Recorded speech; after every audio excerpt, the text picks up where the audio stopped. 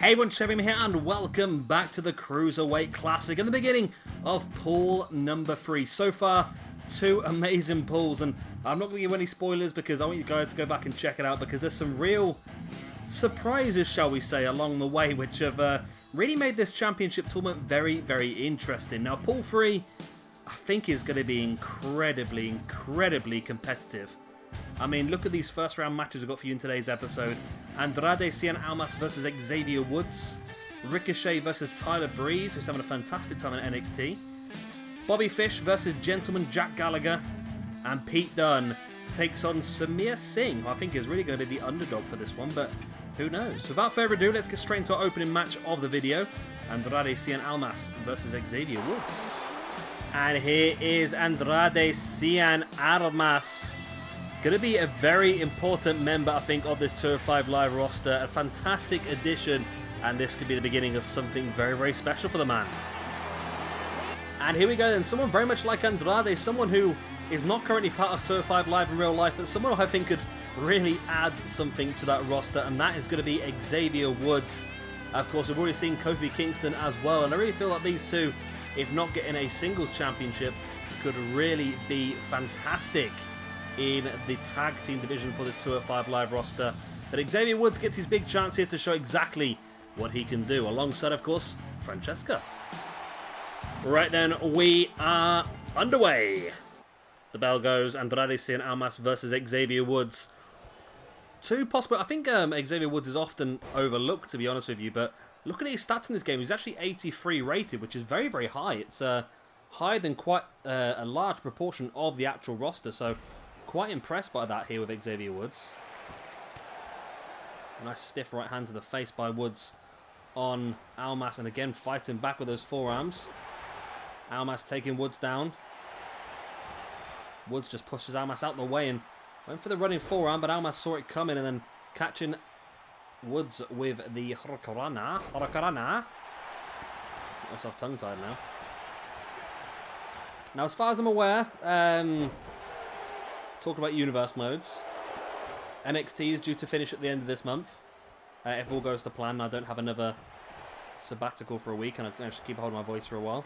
As far as I'm aware, it looks like there's a possibility that the next universe mode taken over from NXT is either going to be NXT UK or Lucha Underground. I'm so excited about those two, to be honest with you. So I'm not quite sure which one is winning yet, but I might do another more, I don't know, another more sort of in-depth way for you guys to have your say.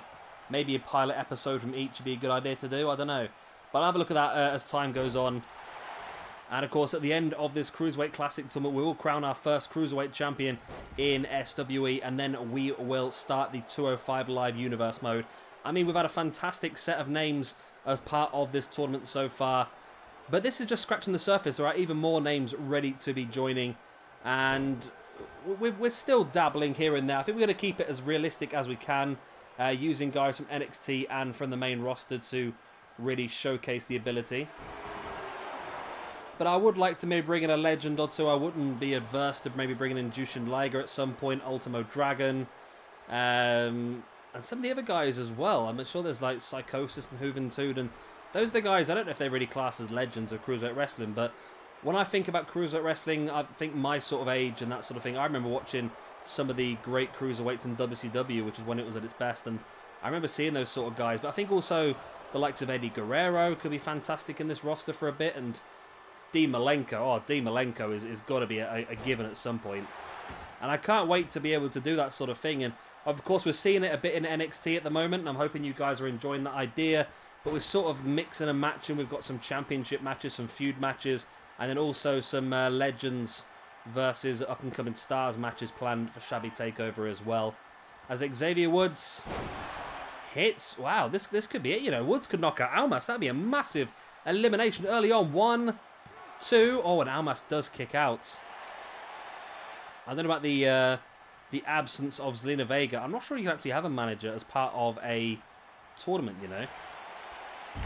Oh, nice DDT there by Woods. I didn't actually look, to be honest with you, but of course Zelina Vega will be very heavily in the corner of Almas during the actual universe mode itself. I'm looking forward to having some good stuff going on. I've just had a plan for the finals. It looks like to me the finals is going to be a semi-finals and then a final on the same night.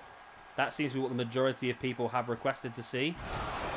So I think I'll probably put one match in between the semis and the finals, obviously just to make it more realistic and buffer it out a little bit and have a bit of a longer show as a finale to the Cruiserweight Classic. So I'm hoping you guys are enjoying. I'm really enjoying it, I must admit. It's nice to have the two different universe modes going on. There's the headlock DDT by Almas. There's the pin. 1, 2, and no. Xavier Woods is kicked out now as well. Wow. Okay. So both these guys showing what this means to them. They both want to become the first SWE Cruiserweight Champion here from 205 Live. And Xavier Woods, I think he may have held the Tag Team Championships once, but I feel like he probably wouldn't have done, actually. Because my normal way forward is I go for Woods as the manager for Kofi and Big E when I do tag team wise. But because obviously Big E is going to be too big for this roster, it's going to be Kofi and Xavier. So I feel like Kofi's going to get his first championship in this universe mode, I would imagine. If he doesn't win this tournament and get the Cruiserweight Championship, I'll be very, very surprised if Kofi does not become the tag team champion at some point with Kofi. Xavier Woods now. There's the Eat Defeat. God, I always forget what Kofi's moves are called, you know. I'm sure there's one called like Lost in the Woods and something like that, but either way, Xavier Woods has just eliminated Andrade, Cien, Almas in the first round of the Cruiserweight Classic. Wow. That's a big, big one already, that is. A big result, and one of the main names in this 205 Live roster. 205 Live? Well, I can't talk now. One of the main names from this 205 Live roster has already been eliminated.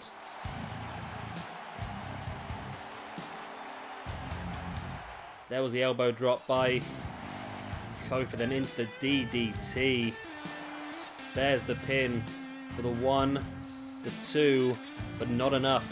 Xavier had some left in the locker. Is it called Lost in the Woods or something like that? And then, of course, the Eat Defeat, which is not what he calls it, I don't think. But Eat Defeat was the name of the move that Gail Kim used in TNA. And Francesca is here.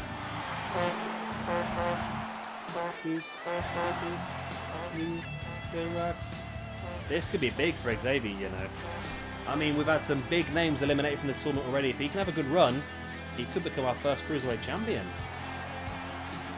And here is our second match in this tournament. Then Ricochet takes on Tyler Breeze for a chance in the second round to take on Xavier Woods. And here he is then, King Ricochet. It's not a terrible call. I think it's not perfect, but I am looking forward to getting the real version when they finally decide to release it. Bloody 2KA. Oh, they do my head in, they really do. I think I might have to end up uploading a rant video at some point. I'll leave that for now. And here is his opponent, a man who's been doing fantastically well so far in our NXT universe. And I expect him to really step in this one as well. And that, of course, is Tyler Breeze. Now, I'm not 100% sure about Fandango's weight. However, I feel like Fandango would suit this roster as well. So I feel like Breeze Dango should be a part of this roster. But we do have a very strong tag division lined up already, so it'll be interesting to see how it all pans out. But either way, Tyler Breeze. Here we go then, Ricochet versus Tyler Breeze. Referee rings the bell. We are underway.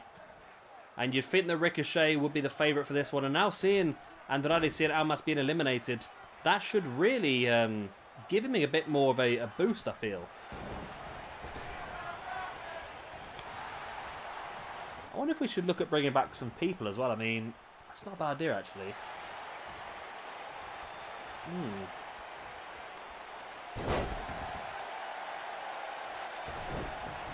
So I'm having thoughts in my head about stuff we could do for this roster. It's still very much open at the moment because I've got some ideas of stuff I would like to do, and I do have a couple of ideas actually.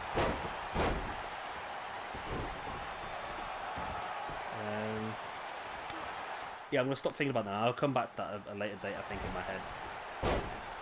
Oh, running dropkick missed there by Ricochet.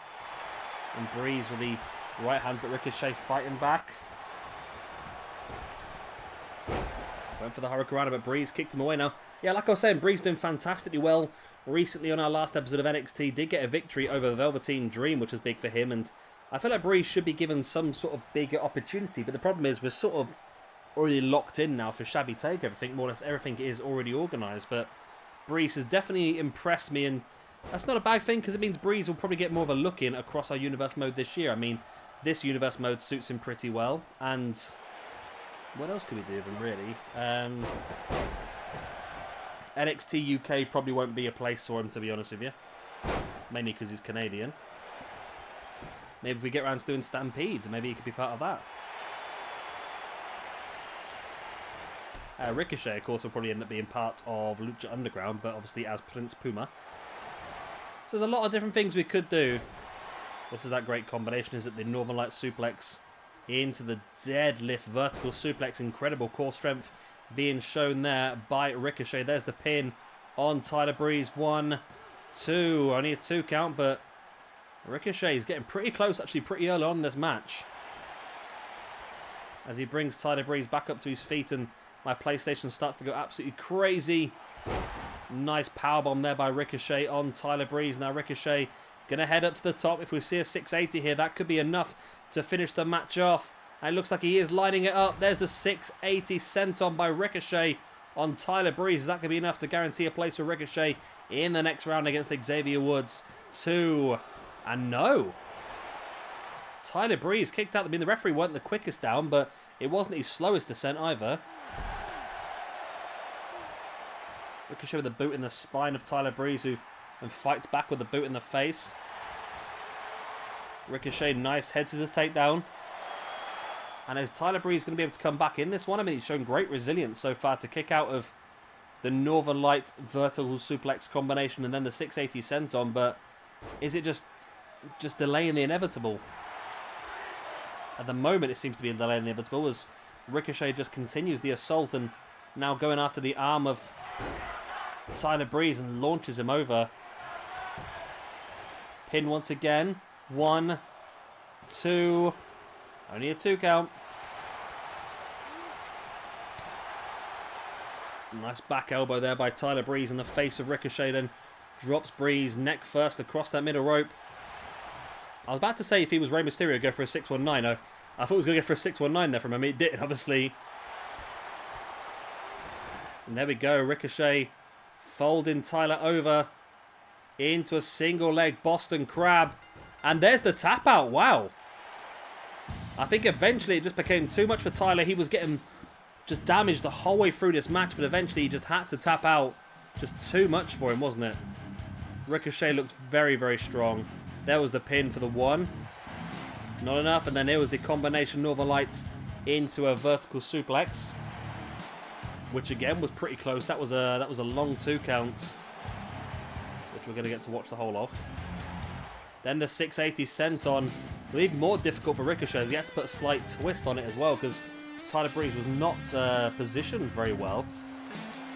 But again, it was only enough for a 2 count. I wonder if that slight twist in the air sort of screwed his landing a bit, maybe. I'm not sure, but... And again, this was only enough for a 2 count, but at this point, Tyler Breeze has been dominated all match. And I think at this point, he just thought to himself, I just can't take anymore. I mean, been locked in that single leg Boston Crab. It's not the most comfortable for submission, but it's not one that a lot of people normally get a victory from. And Tyler Breeze just realised that he wasn't going to get any closer to the ropes. And Ricochet moves on for a match against Xavier Woods in our next video for a place in the final, again in our next video, of Pool 3. Well done, Ricochet, and I hope to God we get the DLC version of you soon. However, it doesn't look likely. I think the Titans pack is the one coming first, which is the one that's got War Machine, EC3, and Bobby Lashley on, I believe. We'll see what happens. And next up then is going to be the match between Bobby Fish and Gentleman Jack Gallagher. So far it hasn't been the best tournament for the Undisputed Era. We've seen Kyle O'Reilly and we've seen Adam Cole both unable to win their pools. Bobby Fish is going to be the third one to try that. And of course, Roderick Strong will be part of pool number 4, our final pool but Fish will be hoping more than anything that he can pull off a victory here this evening. He would be a fantastic first Cruiserweight champion. But he will be facing a man who made his career in WWE from that Cruiserweight Classic, the original real one. Of course, Gentleman Jack Gallagher, someone I knew very little about before that tournament, and really, really impressed me. And this is a chance for him to do so once again. Alright, the referee rings the bell. Well, he doesn't ring the bell, the timekeeper does, but either way, we're underway. And Bobby Fish going straight after old Gentleman Gallagher. Gallagher?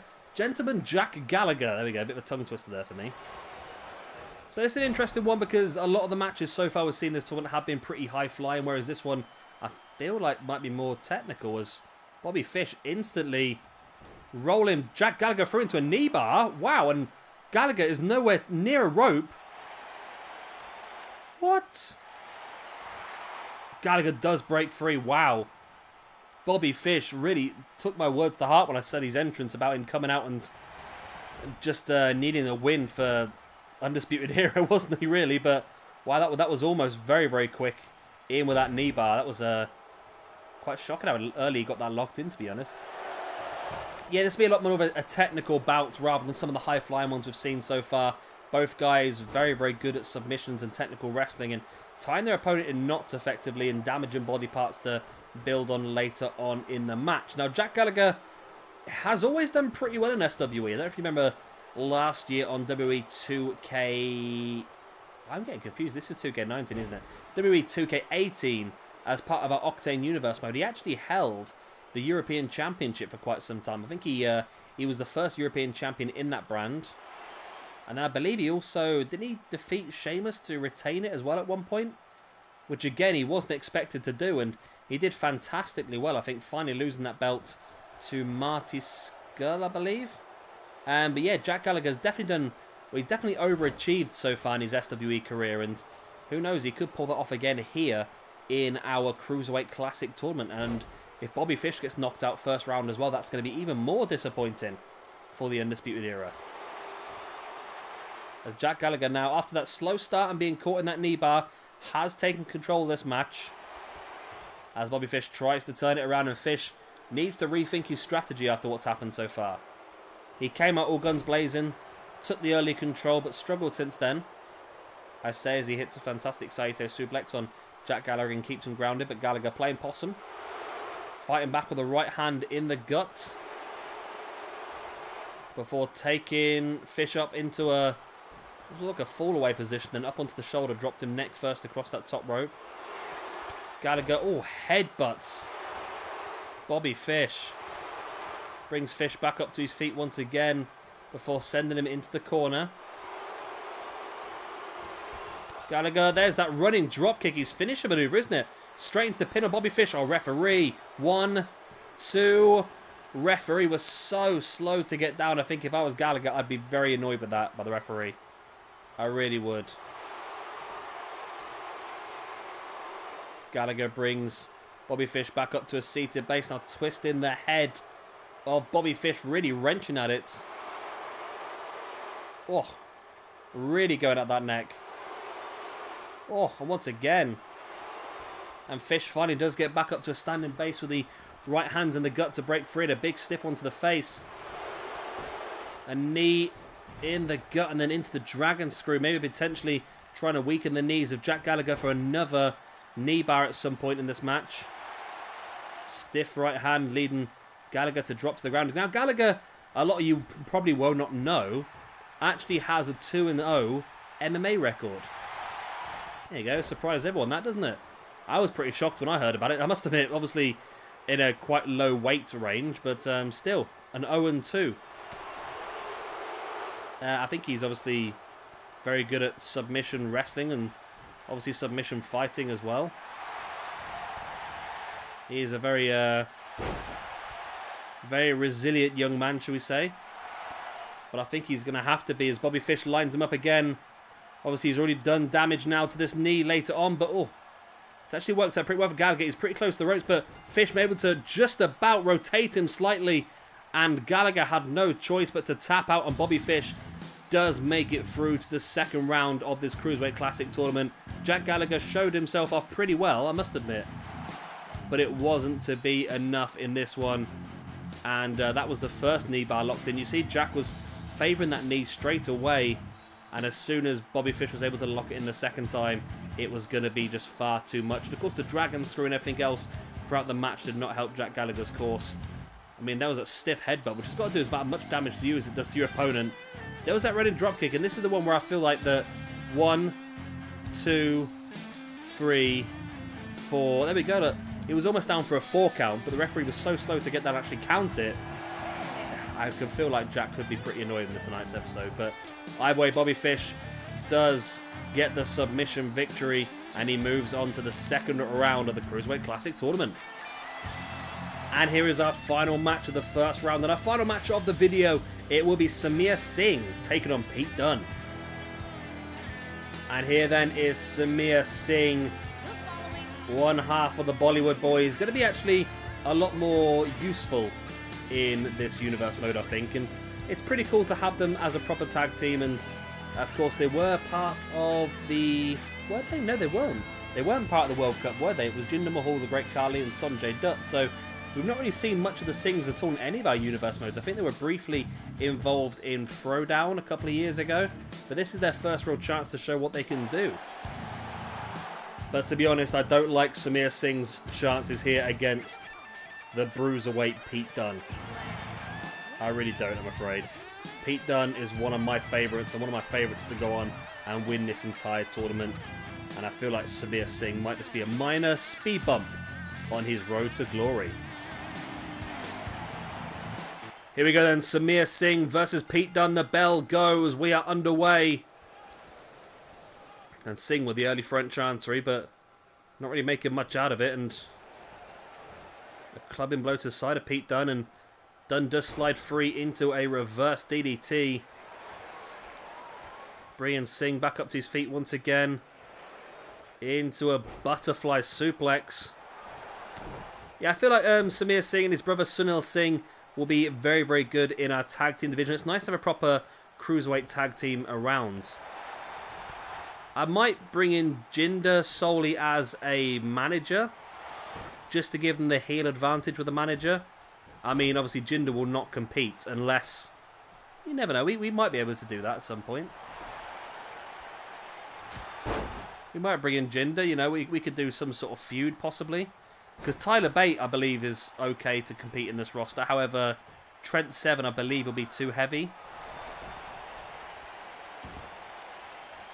So potentially we could, I don't know, we could have a feud between the Bollywood Boys and Tyler Bate and Pete Dunne, and then bring in Jinder Mahal and Trent Seven to make it a 6-man tag at some point as a one-off. I don't know.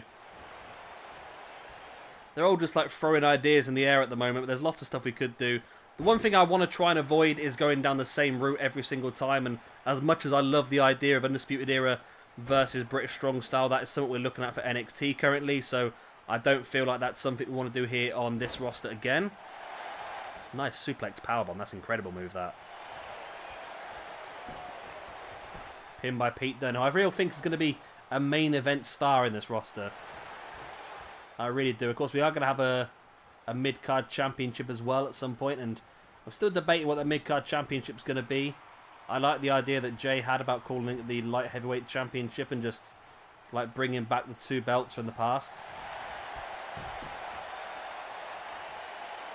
Done now. Bringing Samir Singh to his feet before taking him down with the Inseguri. A boot in the gut now, and looking for the X-Plex. And Pete Dunne is firmly in control of Samir Singh here, although went for the kick in the back, and Singh avoids it into a Russian leg sweep. And we saw in Pool 2 that you really could not write anybody off in this competition. Literally, I gave someone an easy route through round 1 with someone who was low overall rated, and that low overall rated person went on to win the entire group, so there's no reason why Samir Singh couldn't do the same here. Samir now bringing Pete Dunne back up to his feet into a nice takedown. And then locking in the submission with the arm hooked as well. But Pete Dunne able to roll it through and just kick Samir Cien away. Before taking him up into a suplex. Rolls straight into the pin. Nice float over. Not enough though, only a 1 count. And Pete Dunne looking, he's a bit more agitated now by the looks of it. As he just launches Samir Cien to the outside, and this is not where you want Pete Dunne. I think he's very, very comfortable in this area, using his environment to his advantage. Samir Cien with a few strikes and taking Pete Dunne down on the outside. And Pete Dunne might live to regret this move to take this match to the outside as he gets snap suplexed on the outside. Of course, that is very, very thin matting. That is that very rarely protects you, really. It's like about an inch thick on top of hard concrete, so it's not really going to protect you too much. As Pete Dunne now looking aggressive once again. Stiff clothesline just flattens Samir Cien. Dunne now bringing Cien back up, and there's boots across the chest and a stiff right hand right in the face. Put his entire body weight behind that punch as he now stalks Samir Cien. Locks him in. And there it is. Pete Dunne with a pin. 1, 2, and 3. And Pete Dunne was given a bit more trouble here than I actually expected, but still walks straight into the second round of this tournament. And he will have the match against Bobby Fish. Sorry, I completely forgot there who won the last match. So we know now in the next episode we are going to have Ricochet versus Xavier Woods and Pete Dunne versus Bobby Fish for a place in the quarterfinals. And then, of course, the winner of those 2 matches for a place in the semi-final. And, of course, the winner of pool number 3. So, of course, that will be later in the week for you. But either way, I'm looking forward to it, and you guys are as well. Pete Dunne victorious. What a legend. Future legend, I'll tell you that. If this guy has got to be main roster. He's got to be world champion at some point in his career. This guy just oozes charisma and incredible wrestling ability. I know he's not the biggest man in the world, but I really think he has everything you could possibly need to be a world-class wrestler. Anyway, guys, it's the end of this video. Hope you have enjoyed it. Of course, if you have, then please do hit that like button. It does really help me out. Makes the video easier for other people to find. That hopefully helps us grow our channel a bit more as well. And of course, if you are new around here and you've stuck around this long, then well done. I'm surprised you managed to get here. But if you would like to see some more, then hit that subscribe button as well. I've been Shabby Gamer. Thank you very much for watching, and I'll see you very, very soon for our next video in the Cruiserweight Classic. Bye. The one to